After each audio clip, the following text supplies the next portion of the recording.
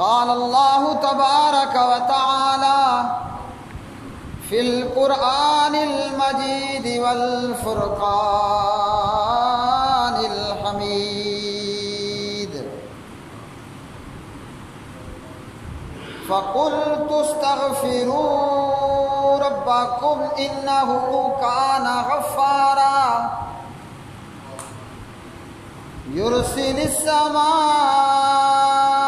علیکم مدرارا وَيُمْدِدْكُمْ بِأَمْوَالٍ وَبَنِينَ وَيَجْعَلْ لَكُمْ جَنَّاتٍ وَيَجْعَلْ لَكُمْ أَنْهَارًا مَا لَكُمْ لَا تَرْجُونَ لِلَّهِ وَقَارًا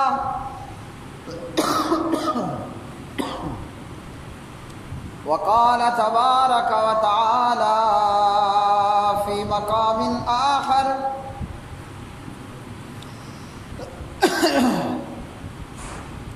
قل يا عبادي الذين أسرفوا على أنفسهم لا تقنطوا من رحمت اللہ ان اللہ یغفر الذنوب جميعا انہ هو الغفور الرحیم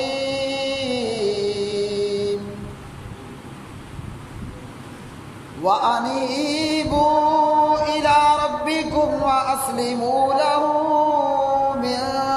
قبل ان یأتیکم العذاب ثم لا تنصرون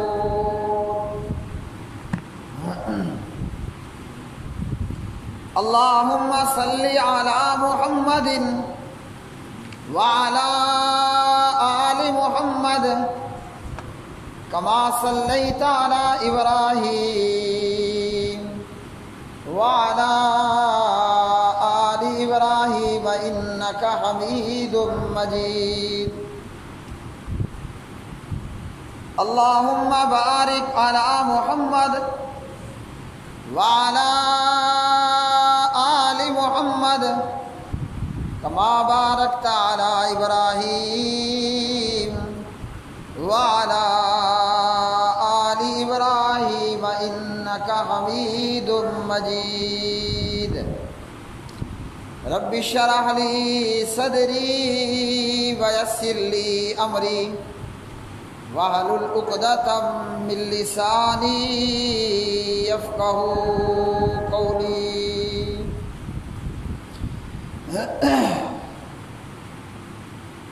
ہر قسم کی حمد و ثنا اللہ مالک العلام ذوالجلال والاکرام کے لیے جو ساری کائنات کا خالق مالک رازق داتا دستگیر قرآن مجید فرقان حمید سورہ نوح پارہ نمبر 29 اور اسی طرح سورہ زمر پارہ نمبر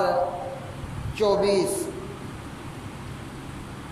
آج کا موضوع ہے استغفار، بخشش کا طلب کرنا، اللہ سبحانہ و تعالی سے اپنے گناہوں کی معافی طلب کرنا. اللہ وحدہ لا شریک اپنے بندوں پر اور اپنی مخلوق پر بے حد و بے حساب مہربان ہے. اللہ وحدہ لا شریک اپنے بندوں پر اور پھر اپنے مومن بندوں پر اور اپنی مخلوق پر اللہ وحدہ لا شریک بے حد و بے حساب مہربان اور رحیم ہے. اس سلسلے میں ایک روایت وہ جو کہ سندن ثابت نہیں ہے اور ایک روایت وہ جو کہ سندن صحیح حدیث ہے. ضعیف حدیث اور مشہور عام حدیث کہ اللہ سبحانہ و تعالی اپنے بندے سے 70 ماؤں سے بھی زیادہ پیار کرتا ہے. یہ روایت سندن ثابت نہیں ہے۔ اور اس سلسلے میں صحیح حدیث کہ اللہ سبحانہ و تعالی نے اپنی رحمت کے 100 حصوں میں سے فقط ایک حصہ زمین پر اتارا ہے، اور اللہ سبحانہ و تعالی نے اپنی رحمت کے 100 حصوں میں سے 98 حصے وہ اللہ 99 حصے وہ اللہ سبحانہ و تعالی نے اپنے پاس رکھے ہیں۔ اور اسی طرح اللہ سبحانہ و تعالی کی جو رحمت ہے وہ اللہ وحدہ لا شریک کے غصے پر غالب آ گئی۔ تو اس سے معلوم ہوا کہ اللہ وحدہ لا شریک اپنے بندوں کے ساتھ بے حد و بے حساب مہربان ہے۔ صرف بندوں کو کرنا یہ ہے کہ کچھ نہ کچھ اللہ سبحانہ و تعالیٰ کی طرف توجہ کریں، اور اللہ نے ایمان والے بندوں کے لیے بے شمار مغفرت اور رحمت کے اسباب بنا دیے، اور یہ 20 ہیں، سینکڑوں ہیں، ہزاروں ہیں، ان گنت لا تعداد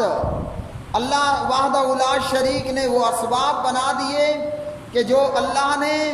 اپنے مومن اور ایماندار بندوں کی بخشش کے لیے بندوبست فرمایا۔ اب اس کے بعد بھی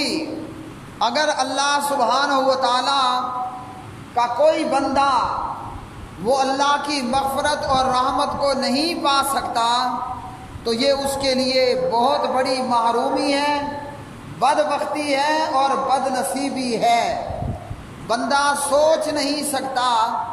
اور جہاں بندے کی سوچ کہیے کہ اختتام پذیر ہوتی ہے، وہیں سے اللہ وحدہ لا شریک کی رحمت کا، اللہ کی مغفرت کی ابتدا ہوتی ہے۔ اور اس کے لیے اللہ سبحانہ و تعالیٰ نے بے شمار جو ہے وہ عبادات مقرر کی، چھوٹی بھی اور بڑی بھی،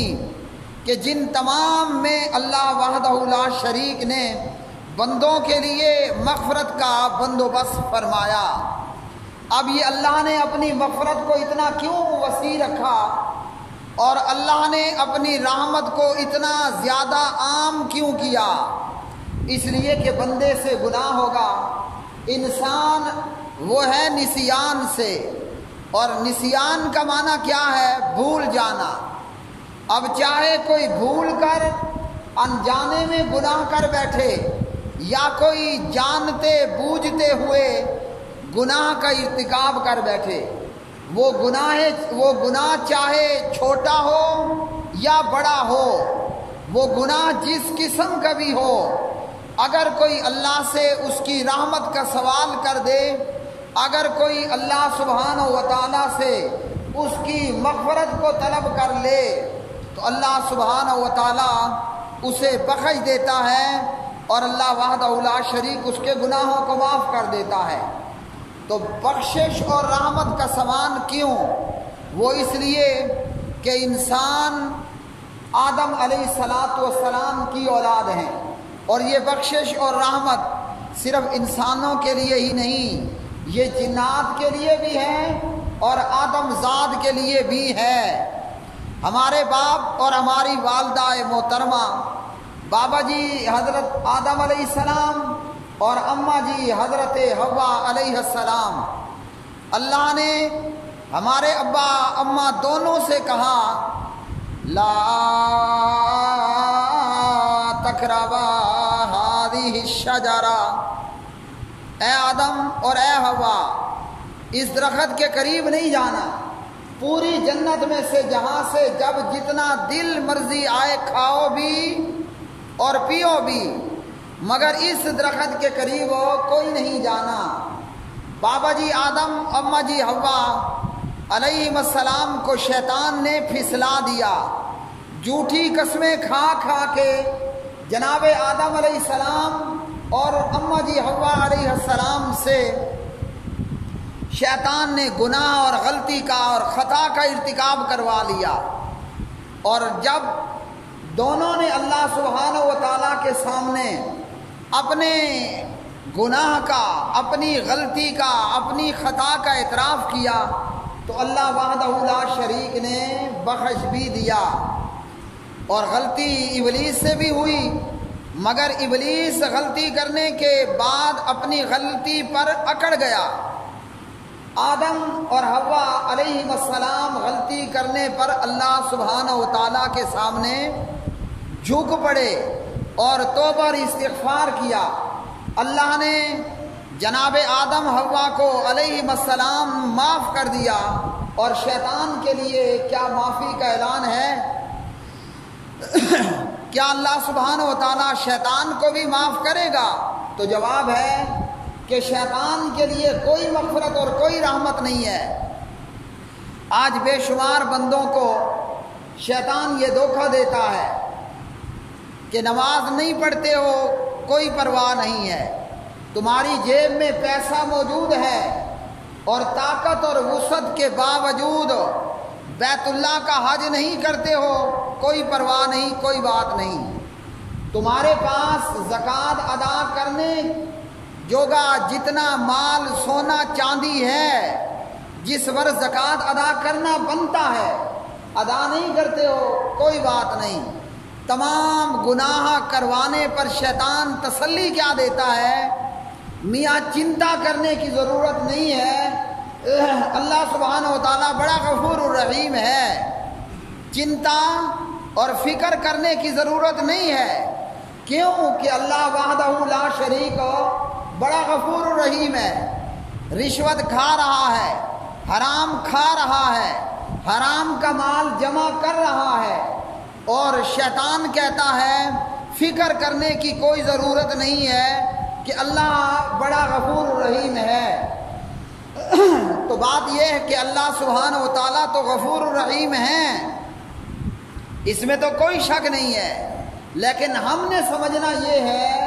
کہ اللہ کس کے لیے غفور الرحیم ہے، اللہ کن کے لیے بخشش کرنے والا ہے؟ تو جواب یہ ہے کہ اللہ سبحانہ و تعالیٰ غفور الرحیم ہے، اللہ توبہ قبول کرنے والا ہے، مگر اس کی نہ کہ جو اللہ سے استغفار کرے، جو توبہ طائب ہو، ادھر نہ ہو کہ حرام کے سونے پر بیٹھ کر،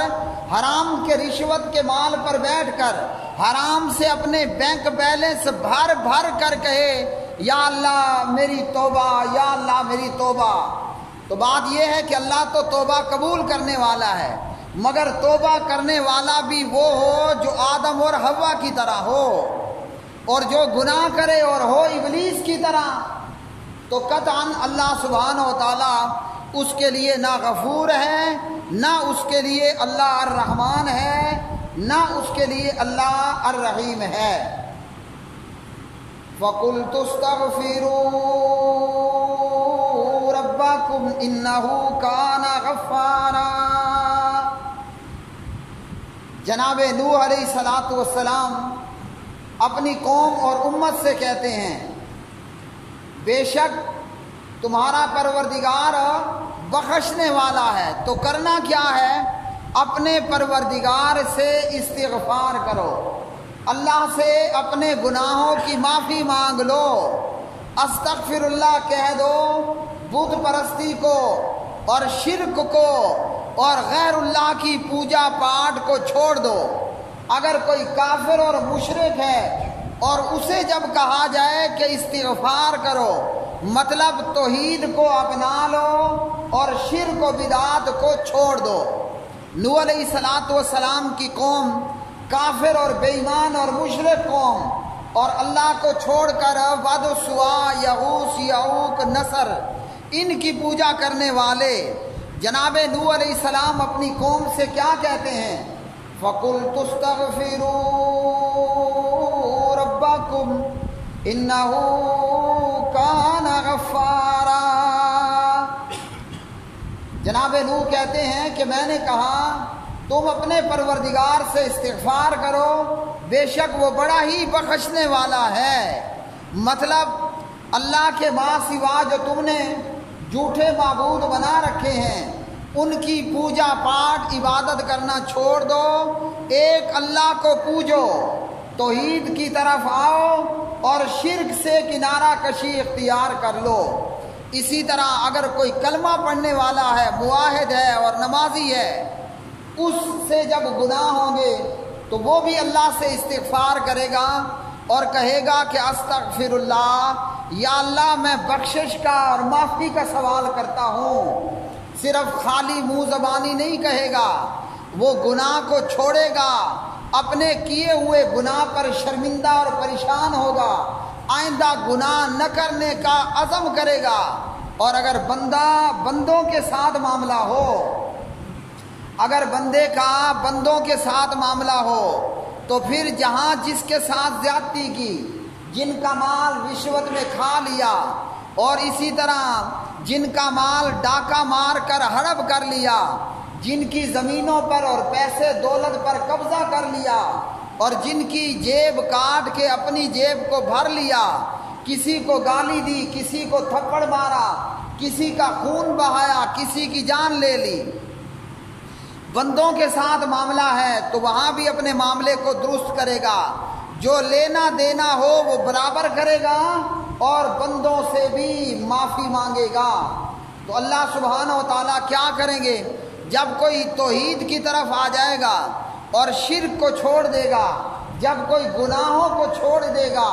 اور نیکیوں کی طرف آ جائے گا، تو استغفار کرنے کا فائدہ قرآن مجید فرقان حمید بتاتا ہے۔ یرسل السماء علیکم مدرارا، اللہ سبحانہ و تعالی تم پر آسمان سے موسلا دار بارش برسائے گا۔ اللہ سے معافی مانگنے کا فائدہ کیا ہوگا؟ استغفار کرنے کا فائدہ کیا ہوگا کہ اللہ آسمان سے پانی برسائے گا۔ وَيُمْدِدْكُمْ بِأَمْوَالٍ وَبَنِينَ وَيَجْعَلْ لَكُمْ جَنَّاتٍ وَيَجْعَلْ لَكُمْ أَنْهَارًا، اور تمہیں مال اور بیٹوں سے بڑھائے گا اور تمہارے لیے باغ پیدا کرے گا اور نہریں جاری کر دے گا۔ تو جب بھی کوئی قوم توحید کی طرف آتی ہے، شرک کو چھوڑ دیتی ہے، اور جب بھی کوئی لوگ اور کوئی قوم اور کوئی افراد اور فرد گناہوں کو چھوڑ دیتا ہے اور استغفر اللہ کہتا ہے، ایسا نہ ہو کہ جیب میں حرام کا مال موجود اور ہاتھ میں شراب کی بوتل موجود ہو اور ادھر سے کہے کہ استغفر اللہ، ادھر روزانہ 100 مرتبہ استغفر اللہ کی تسبیح بھی کرے اور ادھر جا کر قبروں اور بتوں کی پوجا بھی کرے، ادھر استغفر اللہ کی تسبیح بھی کرے، صبح دفتر جا کر رشوت کا مال بھی لے اور ادھر ملاوٹ بھی کرے اور 2 نمبریاں بھی کرتا رہے، ایسی توبہ اللہ کے ہاں پھر کوئی قبول نہیں۔ توبہ کا فائدہ کیا ہوگا؟ توبہ کا فائدہ یہ ہے کہ بارشوں کا نزول ہوگا، اور اسی طرح اللہ سبحانہ و تعالی مال اور بیٹوں سے بڑھائے گا، اللہ اولاد بھی دے گا، اللہ مال بھی دے گا، اور جب آسمان سے پانی برسے گا تو پھر کیا ہوگا کہ زمین پر نہریں چل پڑیں گی اور نہروں سے کھیت کھلیان ہرے بھرے ہوں گے۔ جناب نبی کریم علیہ الصلاۃ والسلام صحیح بخاری کی حدیث 6307 میں فرماتے ہیں کہ اللہ کی قسم میں 70 مرتبہ سے زیادہ اللہ سبحانہ و تعالیٰ سے بخشش مانگتا ہوں، استغفار کرتا ہوں اور توبہ کرتا ہوں۔ حالانکہ نبی علیہ الصلاۃ والسلام کی اللہ سبحانہ و تعالیٰ نے اگلی پچھلی تمام خطاؤں کو اور کوتاہیوں اور کمیوں کو معاف کر دیا، اس کے باوجود پیارے نبی علیہ الصلاۃ والسلام دن میں 70 مرتبہ،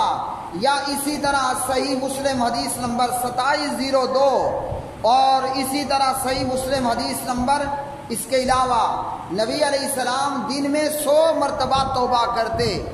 100 مرتبہ یا 70 مرتبہ پیارے نبی علیہ السلام توبہ اور استغفار کرتے۔ تو اب اس حدیث سے کیا معلوم ہوا؟ اگر جس کے گناہ تھوڑے ہیں اور گناہ ہیں کوئی نہیں، تو توبہ اور استغفار کا دوسرا فائدہ یہ ہوگا کہ ایک تو یہ کہ بندے کے گناہ معاف ہوں گے، اور دوسرا یہ کہ بندے کے درجات بلند ہوں گے۔ نبی علیہ الصلوۃ والسلام اس لیے اس بات کا اہتمام کرتے،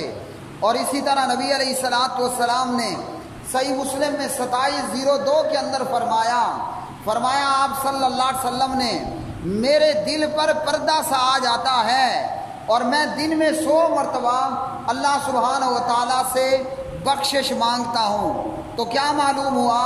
کہ استغفار یہ ہمارے دل کی صفائی بھی کر دیتا ہے۔ دل پر آئے ہوئے گناہوں اور خطاؤں اور کمیوں اور کوتاہیوں یا سستی اور غفلت، یہ جو بھی معاملہ ہو، استغفار کرنے سے بندے کے گناہ معاف ہوتے ہیں، درجات بلند ہوتے ہیں، اور دل پر آنے والے پردے جو ہے وہ دور ہو جاتے ہیں۔ اور اسی طرح نبی علیہ الصلوۃ والسلام نے سنن ابی داود کی حدیث 1517 اور اسی طرح یہ حدیث مستدرک حاکم میں 1884 کے اندر اسے امام حاکم نے صحیح کہا اور امام ذہبی نے ان کی موافقت کی رحمہم اللہ تعالی۔ پیارے نبی علیہ الصلوۃ والسلام نے استغفار پر مبنی یہ جملے بتلائے۔ آپ نے فرمایا یہ وہ کلمات ہیں کہ اگر میدان جہاد سے بھاگا بگوڑا بھی ان الفاظ کے ساتھ استغفار کرے تو اللہ تعالیٰ اس کی بخشش کر دے۔ استغفر اللہ الذی لا الہ الا هو الحی القیوم واتوب الیہ۔ استغفر اللہ الذی لا الہ الا هو الحی القیوم واتوب الیہ۔ میں اللہ سبحانہ و تعالیٰ سے معافی مانگتا ہوں، اللہ کے سوا کوئی معبود نہیں، وہ اللہ زندہ ہے، کائنات بھر کا نگران ہے، اور میں اللہ سبحانہ و تعالیٰ کے حضور توبہ کرتا ہوں۔ اور اسی طرح اللہ سبحانہ و تعالیٰ نے گنہگاروں کو مخاطب کر کے فرمایا، گناہ کر کے بندہ مایوس نہ ہو کہ مجھے میرا رب بخشے گا نہیں، بلکہ وہ واقعہ مشہور ہے صحیح بخاری کے اندر حدیث نمبر 3470، مسلم کے اندر یہ حدیث 2766۔ ایک آدمی نے ایک کم 100 قتل کیے اور پھر پوری سنچری لگاتے ہوئے 100 بندوں کو قتل کر دیا۔ جب اللہ کے حضور توبہ کی تو اللہ نے اس کی توبہ کو قبول کر لیا۔ قُلْ يَا عِبَادِيَ الَّذِينَ أَسْرَفُوا عَلَىٰ أَنفُسِهِمْ لَا تَقْنَطُوا مِن رَّحْمَةِ اللَّهِ إِنَّ اللَّهَ يَغْفِرُ الذُّنُوبَ جَمِيعًا إِنَّهُ هُوَ الْغَفُورُ الرَّحِيمُ۔ آپ کہہ دیجئے اے میرے بندو، جنہوں نے اپنی جانوں پر ظلم و زیادتی کی، گناہ کیے ہیں، تم اللہ کی رحمت سے مایوس مت ہو، بے شک اللہ سبحانہ و تعالیٰ سب گناہوں کو معاف کر دیتا ہے،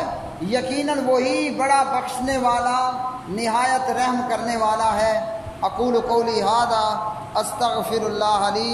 ولکم ولسائر المسلمین والمؤمنین۔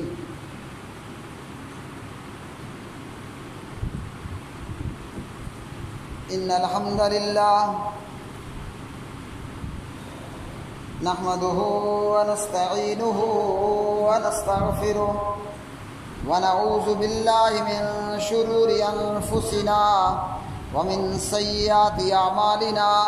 من یهد